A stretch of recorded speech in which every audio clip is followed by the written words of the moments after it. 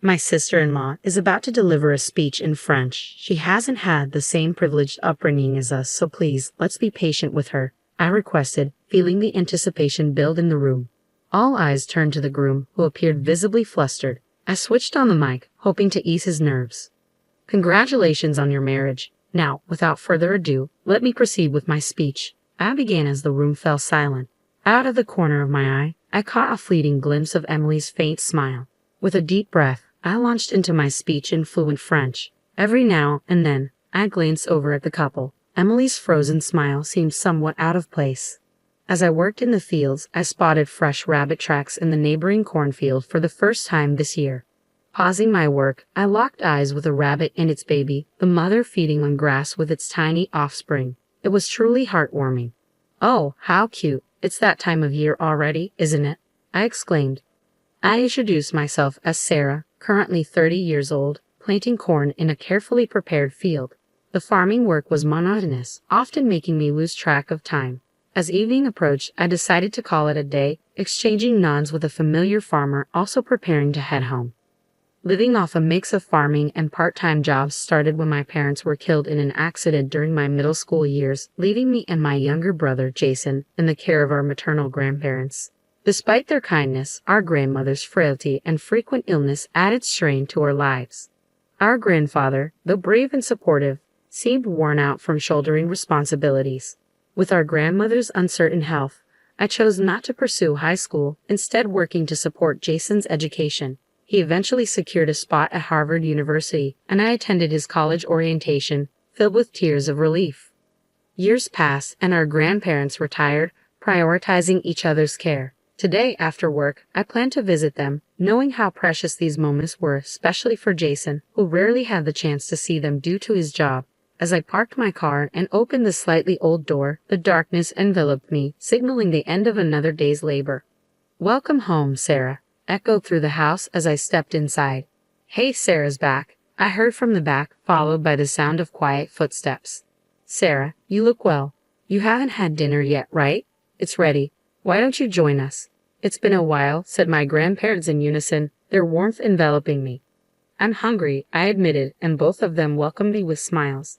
Though I'd been away from this house for many years, the comfort of my childhood home was irreplaceable. As we sat down to dinner, catching up and making small talk, the phone rang. "Who could it be at this hour?" "Should I get it?" I asked. "No, it's fine, Sarah. Just sit down and eat your dinner," insisted my grandmother as she answered the phone. "How?" "Oh, it's been a while, hasn't it?" "I'm fine. How about you?" "Oh, really? Congratulations, that's great. But wait, let me get Grandpa on the phone." I immediately sensed it was Jason on the other end of the line. The phone was passed to my grandfather, who also seemed to enjoy the conversation.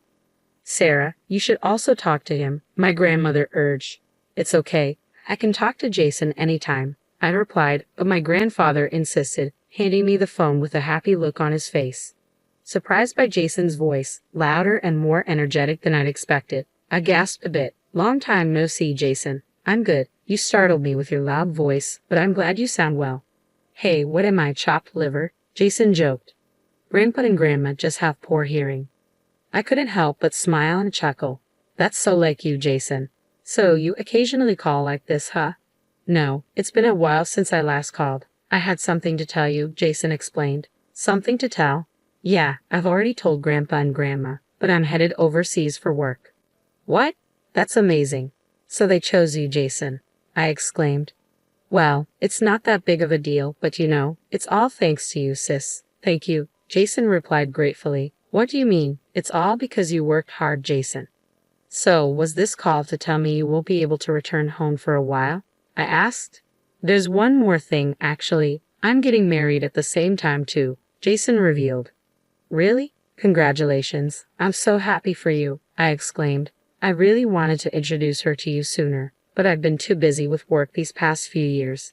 That's why I had to tell you on the phone like this. "That's all right. Being busy is a good thing," I assured him. "Thanks, sis. So, my assignment is in Paris. I'll be living there for the foreseeable future. We're thinking of holding the wedding there.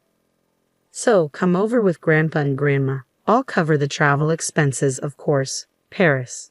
When I glanced at my grandparents, they were beaming, perhaps thrilled for Jason. but a wave of worry washed over me. Taking the elderly couple on such a trip might be too much for them. Jason, I mean, I'd love to go, but taking these two. I trailed off, my concern evident. I know it would be bad if something happened. I wanted them there for the special moment. Oh, then I'll come over before the wedding. When's your next day off, sis? Jason inquired. I have tomorrow off, but after that, I replied. Got it. Then I'll bring her over tomorrow.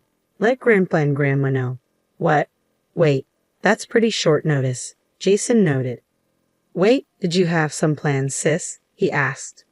Not really, but mental preparation. You don't need that. She's a really nice girl. I'm sure you'll like her, Jason assured me hastily. Oh, I've got to get back to work. Can you tell them bye? The call ended abruptly, leaving me hanging up reluctantly. I see Jason's getting married. That's wonderful, Grandma remarked, her eyes sparkling with joy. That's right, he used to be so small. I'm so happy for him. Oh, Sarah, is the call over? What did Jason say about that? He's bringing his fiancée over tomorrow, I explained, still a bit surprised by the sudden turn of events. I see. At our age, it's hard on the heart to fly indeed. But if we can see Jason again after so long, let's make a feast tomorrow, Grandpa suggested, his tone filled with excitement. Jason has always been smart, but he's always been restless, always thinking on the run, so to speak, Grandma reminisced. Well, it's good that he's found someone who can support him. Let's celebrate tomorrow, then. I'll come over early tomorrow and help with the cooking. With that settled, I started eating the remaining dinner that had been left untouched. The next day, despite being a habitual late riser, especially on days off, I woke up early and headed to my grandparents' house. Despite it only being midday, they were already busy preparing for the visitors. As evening arrived, the sound of the sliding door opening echoed through the house. I stepped into the house, greeted by Jason's vibrant voice, followed by a softer, reserved one. Hello there, I heard as I approached. There stood my brother, whom I hadn't seen in a while, alongside a lovely lady. Ah, sis, long time no see.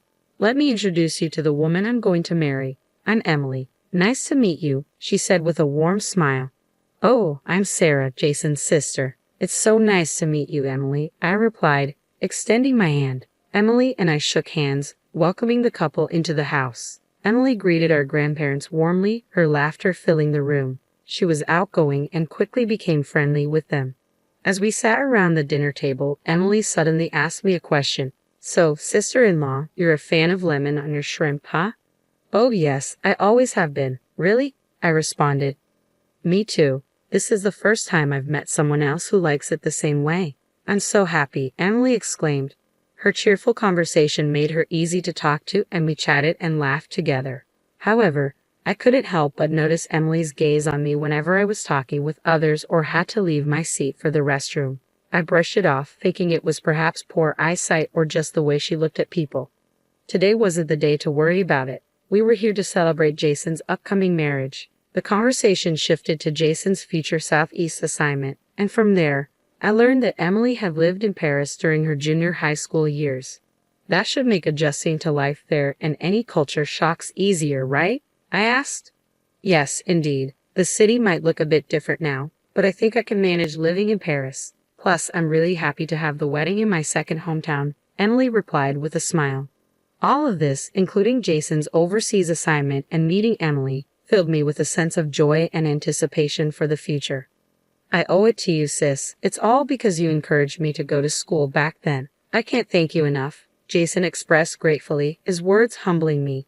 But Jason kept thanking me throughout the day. Stop. Come on. Like I always tell you, it's all because you worked hard, Jason. I insisted. But sis, I wouldn't be who I am today if you hadn't done everything for me, Jason persisted. Oh, I remember now. I'd like to ask you to give a speech at the wedding, he suddenly said. Me? Well, it is your important day. If you want me to, I'll do it, I agreed. Really? That's great. Looking forward to it. Don't set the bar too high, Jason joked. Even at that moment, I felt Emily's gaze on me. However, the dinner went smoothly, and I breathed a sigh of relief. Time flew by, and before I knew it, it was the day of Jason's wedding. From the day I was asked, I had been rehearsing the carefully crafted speech for Jason's big day. As I headed to the venue, I mentally read through the speech, preparing to deliver my brother's once-in-a-lifetime speech. When we arrived at the ceremony venue, I decided to check on Jason first, heading towards the groom's waiting room. As I opened the door, I was surprised to see Jason still in his everyday clothes. "Oh, big sis, thanks for coming. Was it hot outside?" he asked. "Yeah, I was taken aback by the heat, but I'm fine. More importantly, you haven't dressed up yet. I was looking forward to seeing you in a tuxedo," I teased. "You're too eager. We still have plenty of time," Jason reassured me. As we chatted for a bit, I heard the door open. Turning around, I saw Emily, the bride, standing there. I tried to greet her, but she cut me off, a knowing look in her eyes. "You made it here all by yourself, sister-in-law. I heard you didn't go to high school, so I was worried about you," she blurted out loudly, leaving me taken aback in the quiet waiting room. "Huh?" Jason stepped in front of me, confronting Emily. "Hey, what the heck? Stop it, Emily." "I was just expressing my concern. Why are you blaming me?" Emily whimpered, facing the furious Jason. I watched this unfold and promptly stepped between Jason and Emily. "Don't get mad, Jason. I'm fine. Today is an important day, right?" "If you say so, sis." Jason relented, and the situation settled down. Emily, on the verge of tears over the smallest thing, struck me as someone who always needed to be the center of attention.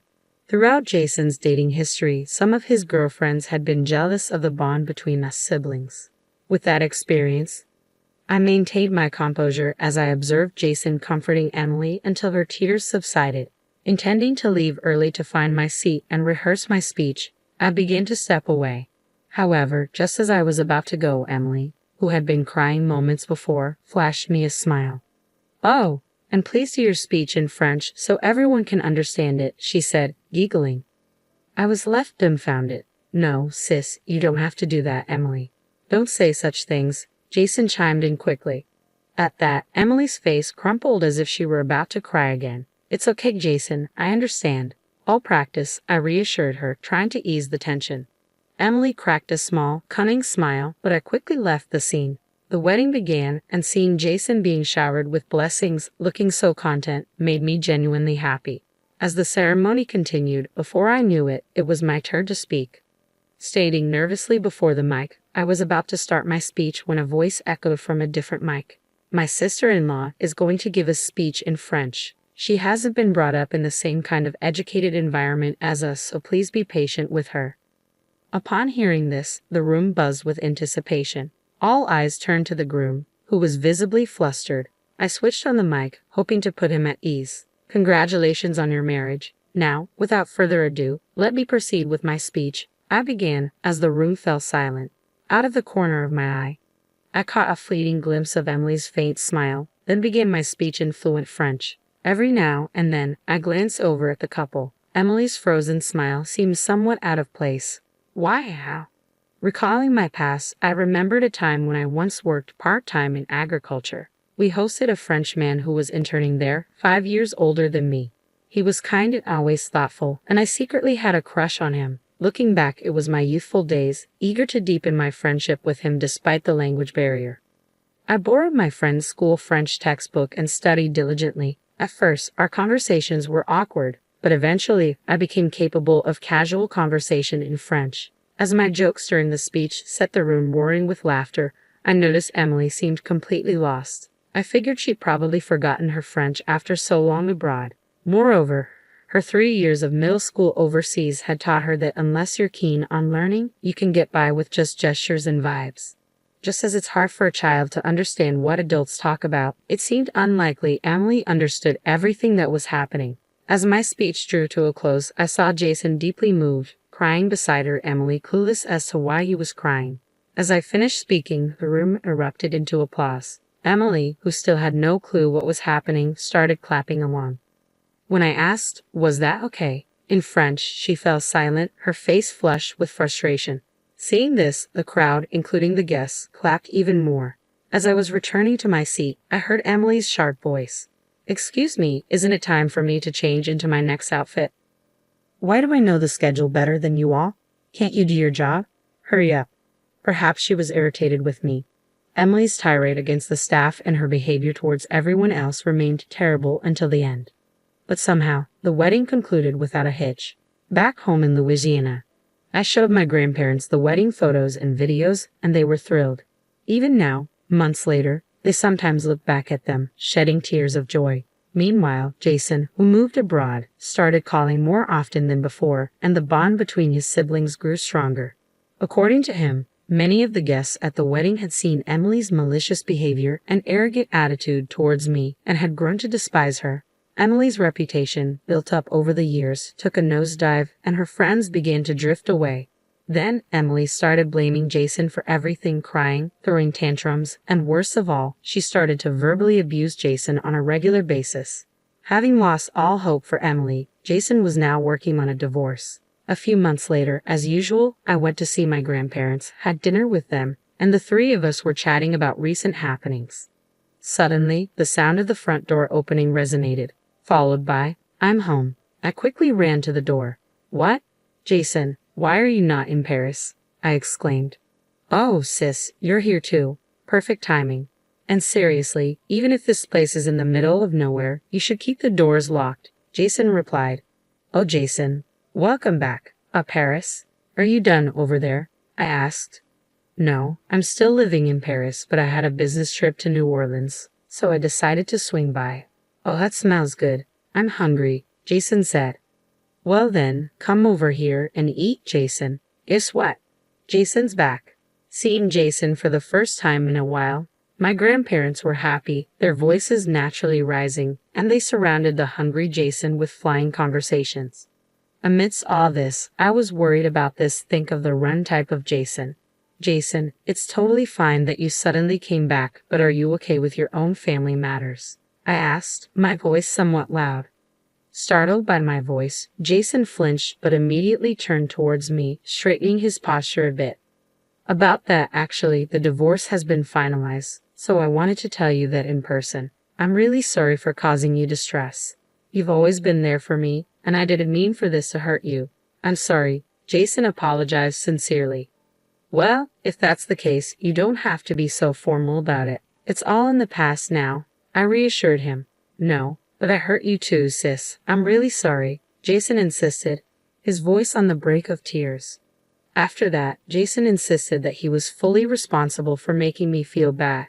With tears welling up in his eyes, he muttered, "You're really the best, sis."